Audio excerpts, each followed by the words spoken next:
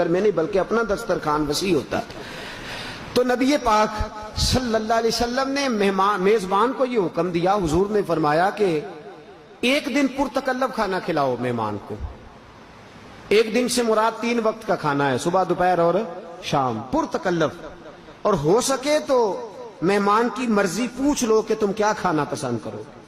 اور مہمان جب آئے تو اس کی ضروریات کے بارے میں پوچھ لیں کہ آپ ابھی سوئیں گے، بیٹھیں گے، لیٹیں گے، کہ کس طرح آپ کی طبیعت مانتی، پوچھ لیں، ضروریات کا خیال کریں۔ اور ایک دن پرتکلف کھانا، اور اپنی گنجائش میں رہ کے جو اس وقت آپ کے پاس ہے اس کے اندر رہ کے پرتکلف کھانا ایک دن کھلائیں، اور 2 دن جو بعد کے ہیں، 3 دن مہمان ہے وہ آپ، جو اگلے 2 دن ہے وہ جو روٹین میں گھر میں پکتا ہے وہ لا کے مہمان کے آگے رکھیں، اور چوتھے دن